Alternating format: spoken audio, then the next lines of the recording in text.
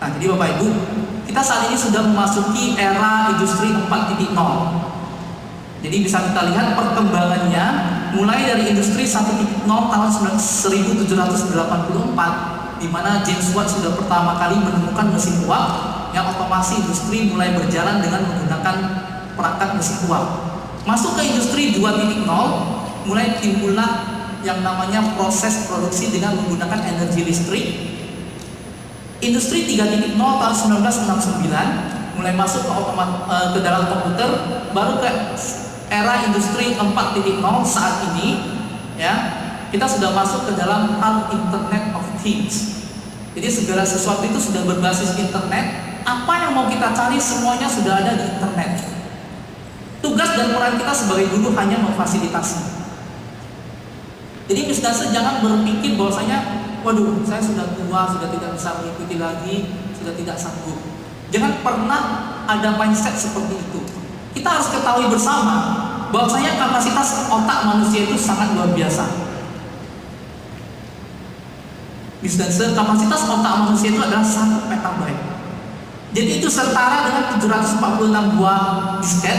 Kalau dulu kita yang tahun 80-an mungkin masih tahu bentuk dari disket, ya, setara dengan 746 juta disket, 223.000 DVD berkapasitas 4,7 GB. Kemudian di dalam otak kita bisa merekam ukuran lagu berdurasi 2000 tahun. Bayangkan 2000 tahun. Usia kita saja tidak sampai segitu, tetapi kapasitas otak kita bisa merekam sejauh itu. Nah, Bapak Ibu, ini adalah perbedaan struktur dari otak pria dan wanita, ya. Jadi intinya yang ingin saya sampaikan di sini adalah kapasitas kita sebagai manusia. Kita memiliki kapasitas otak yang sangat luar biasa, ya.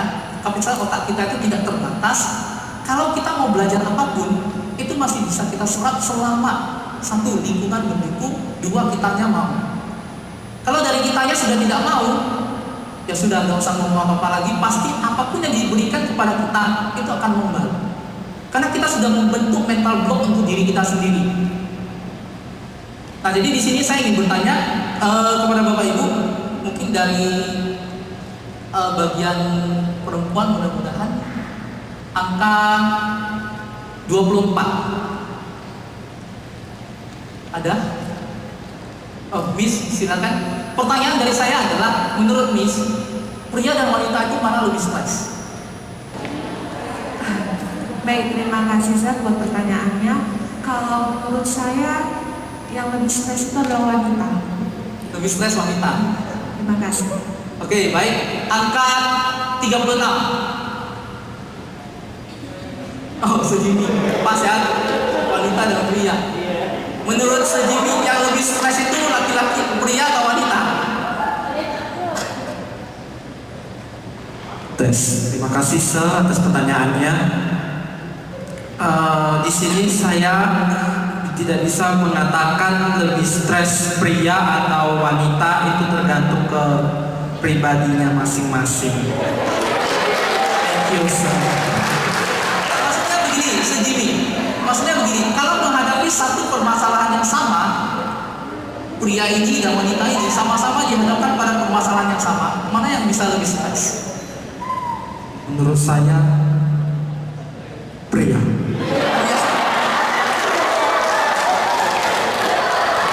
Oke, jadi Bapak Ibu yang sudah punya suami di rumah, pahamilah kestresan dan kegalauan suami-suaminya. Oke, baik. Tadi ada yang menyatakan bahwasanya wanita jauh lebih stres, ada juga yang menyatakan pria lebih stres. Oke, baik Bapak Ibu. Kalau kita mengatakan wanita lebih stres, ya, bisa kita lihat fakta di dunia ini. 8 dari 10 pecandu alkohol itu adalah pria. Kasus bunuh diri di dunia lebih dari 50% dilakukan oleh pria. 4 dari 5 pecandu narkoba itu adalah pria. Berdasarkan fakta ini, pria lebih stres atau wanita lebih stres? Pria lebih stres. Oke, tapi kita kembali kepada fakta anatomi tubuh manusia. Miss dan Sir, kita ketahui bersama bahwasanya pria dan wanita memiliki perbedaan dalam struktur otak. Pria memiliki otak yang volumenya jauh lebih besar dibandingkan dengan wanita. Artinya wanita memiliki volume otak yang jauh lebih kecil. Ya. Dengan volume otak yang jauh lebih kecil, seharusnya wanita secara anatomi tubuh itu mereka akan jauh lebih stres dibandingkan dengan seorang pria ketika menghadapi satu permasalahan yang sama. Oke? Jadi stres anatomi tubuh, wanita itu harusnya jauh lebih stres ketika menghadapi permasalahan dibandingkan dengan pria. Nah, tetapi kenapa banyak kasus di dunia pecandu alkohol itu lebih banyak pria, narkoba lebih banyak pria, bunuh diri juga lebih banyak pria? Nah, lalu salahnya di mana? Ya, sehingga hal-hal inilah yang akhirnya menjadikan pria itu adalah makhluk langka di planet bumi ini, yang mungkin kelak akan menjadi langka dan tidak perlu khawatir kalau tidak punya pasangan, ya. Karena wanita itu jauh lebih banyak dibandingkan pria. Jadi Bapak Ibu, sebenarnya tingkat stres yang dialami oleh pria dan wanita ketika menghadapi permasalahan yang sama, wanita lebih stres. Tetapi wanita itu punya ilmu yang sangat luar biasa yang mungkin terkadang kita sebagai pria segan untuk melakukannya. Pertama, wanita bisa curhat, ya kan? Ketika punya masalah, wanita akan cari temannya curhat. Kalau pria disuruh curhat, rasanya gengsi. Aduh, saya disuruh curhat. Udahlah, pendam sendiri. Hanya pendam sendiri, mati sendiri. Ya. Jadi pria itu setelah memendam, tidak tahu cara pelampiasannya, akhirnya dilampiaskanlah ke alkohol, lampiaskanlah ke narkoba. Kalau sudah buntu, bunuh diri. Nah, jurus kedua dari wanita adalah air mata. Ketika menghadapi permasalahan, wanita itu akan langsung masuk ke kamar, banting itu buang, loncat ke tempat tidur, ambil bantal, mukanya nangis dan jerit sekuat-kuatnya. Tetapi kalau kita laki-laki, gengsi, ya? Kita mana mau melakukan yang seperti itu. Akhirnya kita sendiri semakin lama semakin stres, semakin tertekan. Nah, kemudian wanita punya jurus ketiga, yaitu wanita itu bisa berpelukan. Ya, kalau pria dan pria sebenarnya bakal diasumsikan ke hal-hal yang tidak normal, ya. Nah, jadi Bapak Ibu perlu kita ketahui bahwasanya di dalam seluruh jaringan kulit tubuh kita itu di bawahnya memiliki sel yang bisa menghasilkan hormon oksitosin, di mana hormon itu akan muncul ketika terjadi sentuhan antar kulit. Nah, jadi ketika hormon itu sudah keluar, itu bisa membantu meredam stres. Jadi tidak bisa dipungkiri kalau kita melihat wanita sedang sedih atau sedang punya masalah, mereka membutuhkan pundaknya laki-laki, ya. Nah, jadi memang laki-laki ini adalah tempat untuk menerima sadaran dari istrinya yang sah, ya, istri yang sah, dengan sembarang menerima. Oke? Nah, itulah mengakibatkan kenapa akhirnya lebih banyak pria yang memilih jalan pintas, terjun ke alkohol, narkoba, bunuh diri. Padahal kalau dilihat dari struktur otaknya, kita manusia sebagai pria, kita lebih punya kemampuan untuk menangani stres. Masalahnya adalah kita mau atau tidak mau. Ya. Jadi setelah ini mungkin Miss Nasir boleh bertanya, selingkuh kalau ada masalah mau berpelukan? Ya, boleh bertanya. Ya. Tapi kalau pria dan pria sudah berpelukan itu sepertinya sudah akan diasumsikan ke hal-hal yang enggak benar, ya. Nah, jadi sama hal yang mungkin perlu kita ketahui, ya. Wanita itu struktur otaknya itu memang jauh lebih kecil, tetapi kita bisa melihat bagaimana hubungan antar neuron dari pria, ya. Pria itu hubungan antar neuron di otaknya itu lebih ke depan belakang. Kalau wanita itu bisa ke kiri kanan depan belakang. Nah, maka dari itu tidak heran kalau kita melihat wanita bisa melakukan multitasking. Dia sedang gendong anak, satu tangan masak, kakinya ngelap lantai, telinganya dengan telepon, ya, lalu kakinya sambil ngepel, ya, tangannya sambil masak, bayinya sambil ditenangkan. Coba laki-laki disuruh buat seperti itu. mungkin dia akan berpikir, aduh, saya lebih baik terjun bebas katanya. Ya. Nah, jadi ini yang membedakan antara pria dan wanita. Padahal kenyataannya tingkat stres itu adalah lebih tinggi di wanita. Nah, kemudian satu hal lagi yang mungkin Bapak Ibu perlu ketahui, wanita itu di tengahnya itu kita bisa melihat ada bagian tengah yang membagi belakang otak kiri dan kanan, itu disebut korpus ya. Wanita memiliki korpus yang jauh lebih tebal. Nah, ketebalan inilah yang mampu mengkoneksikan antara belakang otak kiri dan otak kanan. Nah, inilah yang menyebabkan wanita itu cenderung memiliki pandangan yang lebih luas dibandingkan dengan pria. Pria itu pandangannya lebih fokus. Nah, jadi Bapak Ibu kalau seandainya diminta untuk mengerjakan soal berbasis HOTS, ya soal yang berbasis higher order thinking skills, maka wanita akan jauh lebih mampu menyelesaikannya dibandingkan pria. Kenapa? Karena dia punya kemampuan untuk mengkoneksi seluruh informasi yang ada di otaknya.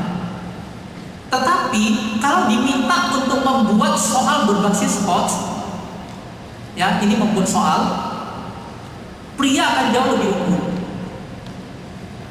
Oke? Nah, jadi di belakang otak kita ini memiliki satu korpus, di mana wanita memiliki korpus yang lebih tebal sehingga pandangannya lebih melebar. Oleh karena itu, pada hari ini lebih banyak wanita yang menjadi guru dibandingkan laki-laki.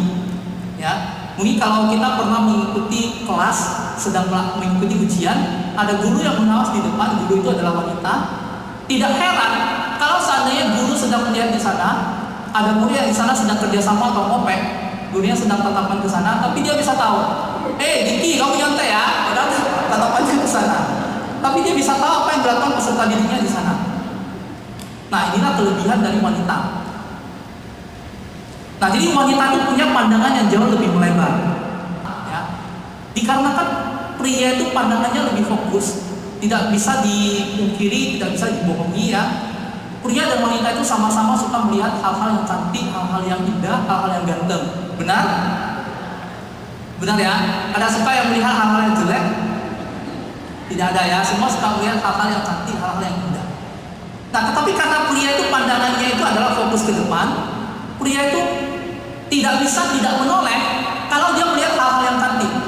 Jadi kalau dia sedang berjalan dengan temannya di samping sana ada yang cantik, dia pasti harus menoleh dan melihat.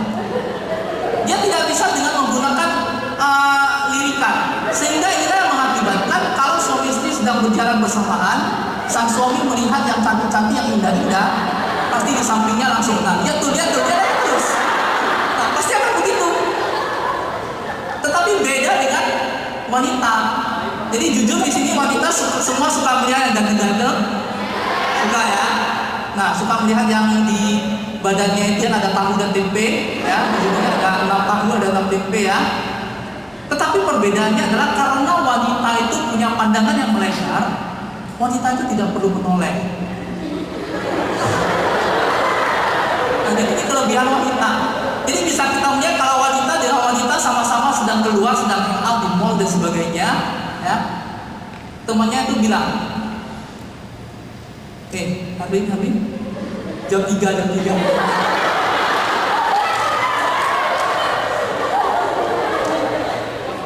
Artinya itu adalah arah jam 3. Dan Harry tidak perlu menoleh jam 3. Itu adalah pria ganteng. Dia tidak perlu menoleh. Dia hanya perlu tetap pandangannya lurus ke depan dengan tampilan yang elegan, tapi matanya sudah ke arah jam 3 ya. Dan pria itu langsung bisa di-scan dari ujung rambut sampai ujung di-scan semua. Nah, jadi itu kelebihan dari wanita. Jam 10 dia udah tahu, jam 10 di sana, ada pria ganteng, di-scan semua. Nah, itu kelebihan wanita, dia langsung bisa men-scan dengan pandangannya yang lebar. Kalau pria itu dibilang jam 3, kamu minta dia diam, jam 3 dia bengong. Mau tak mau untuk melihat, dia harus langsung menoleh ke arah jam 3. Baru nanti pasangannya di samping dia. Nah, jadi ini perbedaan struktur otak dari pria dan wanita, ya. Nah, jadi untuk mengembangkan pembelajaran berbasis HOTS, kita wajib mengenal yang namanya bagaimana mekanisme otak kita bekerja.